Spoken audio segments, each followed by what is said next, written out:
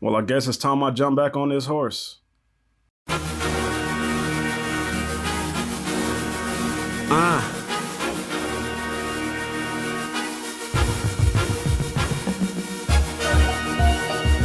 A-N-T.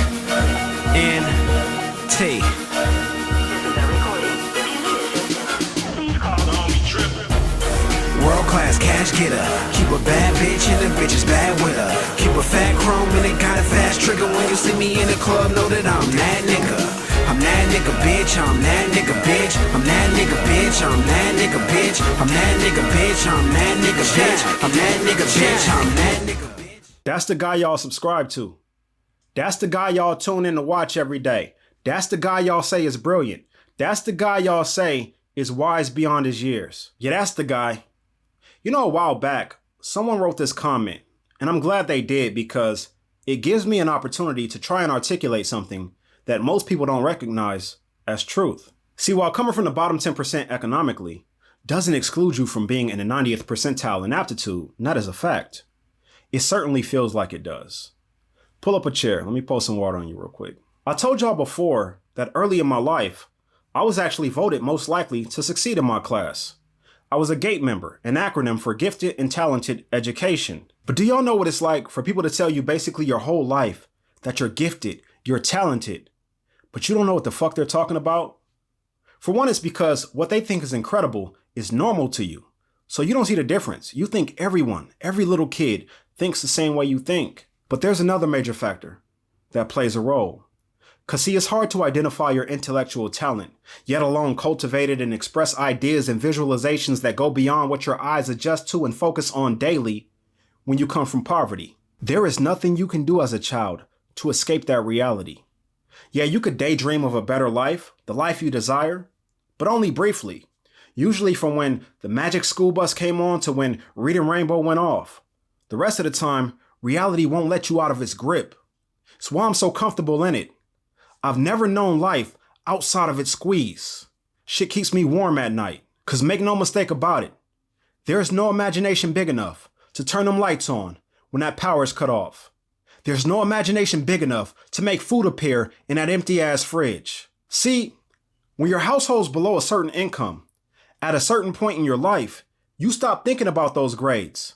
You stop thinking about those science projects or playing the drums in a band. You stop thinking about playing sports. Everything takes a back seat to getting money. It's all you think about. Shit takes over you like buddy love. So everything you do, or don't do for that matter, is based on how economically impactful it is to your situation. Not now, but right now. In other words, being intellectually gifted doesn't pay quick enough. So we discard it, seek to find out where we're talented elsewhere. Because our situations call for immediate relief. Poverty makes getting a bag the most important thing in your life. And you don't care what you have to do, sell, sacrifice, or set aside to get it. That's why it's hard for me to judge a lot of these content creators for saying whatever they have to say to get to the money. For some, it's a necessary play. I've definitely spit some rhymes that I didn't relate to because I thought they were going to put me on. And Lord knows that if I didn't make as much money as I do outside of YouTube, y'all would certainly get different content out of me. The circumstance would call for it. Y'all would pick a side to pander to and talk about whatever they wanted to hear all day, every day. So get your money. Because when you come from where I come from, you have to have a clear and profitable talent for people to give a fuck about you without it. Nobody cares about how smart you are if you're dusty. Nobody cares about your opinion on anything if you don't look the part. If you're 6'6" and you're running the floor well, oh yeah, they listening to you. You win all the talent shows because you can sing and dance. They paying attention to you. But there are no outlets, no support whatsoever for the broke and talentless. Nobody gives a fuck who they are, what they're going through, what they have to say, or how they feel about anything. They are invisible to society. Society just writes them off. The best life they have in front of them is earning a decent paycheck. Most are going to end up at their town's industry, at the plant. You're here in Vegas, you're going to get pushed through that shitty-ass Clark County School District, learning just enough to replace towels and fold bed sheets at the Mirage. Then it's damn, they closed down the Mirage. So you apply to caress bed sheets elsewhere. But when you come from those conditions and you have thoughts that are bigger than your vocabulary, so you can't properly articulate them, and when you try, no one knows what the fuck you're talking about, so they don't listen, it makes you not want to speak. But then you grow your vocab. You can articulate yourself now. In fact, you realize you could put words together better than anyone else you know. So now your talent is visible. But remember, you're poor. So we got to try and make a buck off of it. Writing a book would take much too long. But I could write these verses, no problem.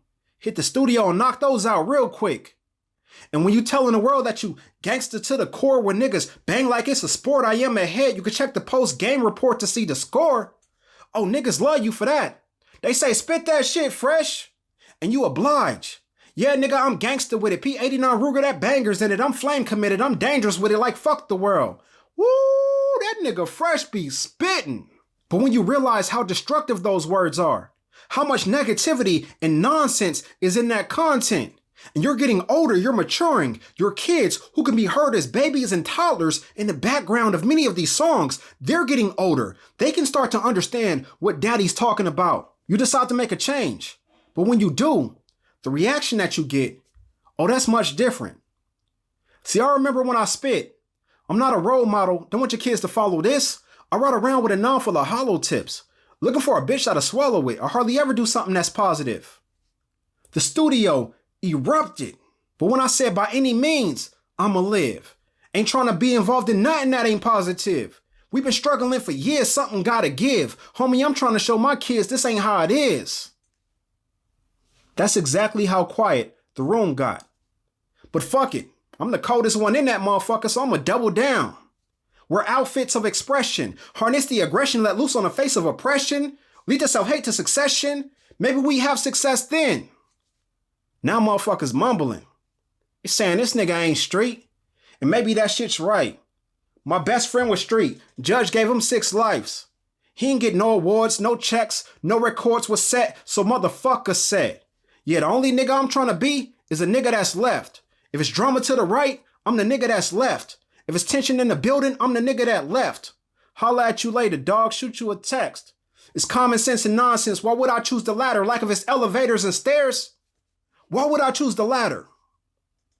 See, if the people that don't come from where you come from don't even know you exist when you're standing right in front of them, and the homies don't want to listen to anything that symbolizes growth, who the fuck are you going to talk to? It wasn't my goal to be on YouTube.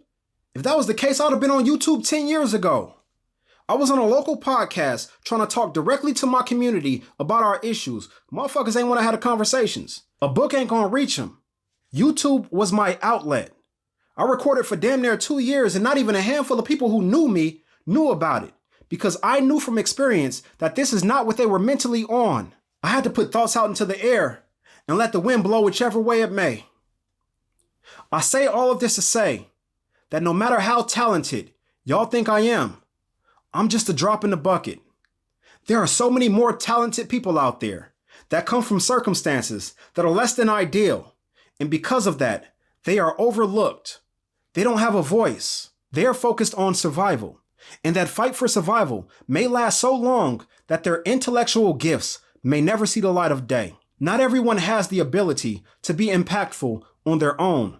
Some of us need a little operating room. But while I understand that there are no participation trophies for this, and if there was a trophy for actually accomplishing something, it will be of a black man with a hole in his chest, I'll never stop advocating for the less fortunate, because I know that the majority of the problems they'll face in life will be mental, and they'll need something to tap into. But just like that 27-year-old rapping in the intro of this video, they are not a finished product, and they should not be discarded as such at the precious young ages they are. They're just trying to find their way. If we want to see more intellectual growth in our community, then we have to cultivate environments that allows one to grow intellectually. It all starts at home.